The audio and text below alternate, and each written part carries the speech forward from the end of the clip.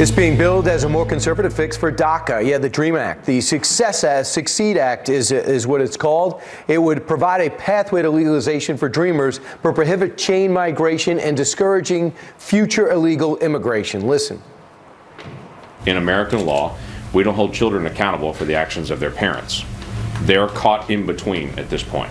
We don't want to promote illegal immigration. We don't want to say to adults, if you bring a child with you when you cross the border illegally, you get some sort of reward. But we do want to be able to speak out on how do we actually handle an unresolved issue in America right now. So Oklahoma Senator James Lankford and Senator Tillis have sponsored a piece of legislation called the Succeed Act, and he joins us right now to expand on it.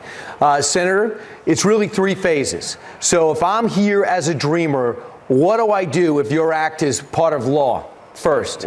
Well, you would have to have already been here by June of 2012. So let me begin with that. We're not trying to incentivize future illegal immigration. We're trying to stop future illegal immigration. But we take the kids that are here, that have been here often for a very long time, and they came in as kids, and we say to them, if you're eligible for this program, then you have to apply, background checks, pay taxes, have to prove you're in school or graduated from high school, that you've got a job, or that you're joining the United States military. Then you earn the ability to be able to have a 5-year waiver. That allows you to work, go to school, join the military, travel, but you have to earn that spot for 5 years. If you stay free of any kind of crime, you stay employed, you stay in school, then you can renew that at the end of 5 years. Again, we have another check-in at that point, and then step by step we work through this process. At the end of that 5-year time period, then you could then apply for a green card and to be able to stay in that status or to be able to seek naturalization. But the earliest you could have naturalization was 15 years, and you've got to earn your way to be able to get there. That doesn't disadvantage anyone who's doing it the right way, and we want to be able to protect them as well. So it takes 15 years to get here. Once you're here, you're accepted. You can get a job. You can go to school. So you don't have to worry about being deported. All right.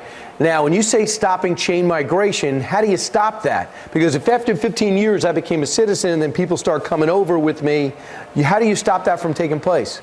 So here's what we do. In the bill itself, we outline that there's no special privileges that come to any family member during this 15-year time period that they go through, that they do each check every 5 years at a time. So there's no special privileges. At the end of that, you're right, they're a United States citizen if they choose to be able to go that path. Many we think will stay in the green card path, but if they want to be able to be an American and they're committed to America, which many of these students are, then they go through naturalization. At that point, they could apply for their parents. If their parents are already here, their parents have to return to their home country for 10 years before they could apply, because if they've been in this country for more than a year, they're ineligible to be able to have a quick citizenship connection. And for those who say, well, the DREAM Act was out there right now, Democrats want to pass, keep in mind, you just told me in the break, the Democrats couldn't even pass it when they had the majorities the way it is, so they got to have to make some adjustments. The president tweeted about your plan. He said chain migration cannot be allowed to be part of any legislation on immigration. Is the White House receptive to this? Because I know you noticed that Chuck and Nancy were over talking a dream deal last week.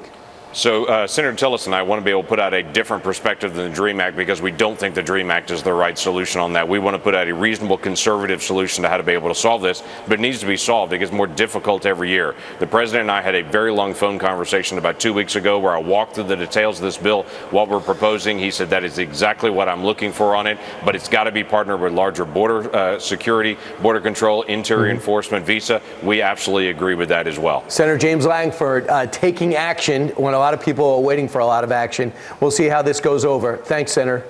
Thank you.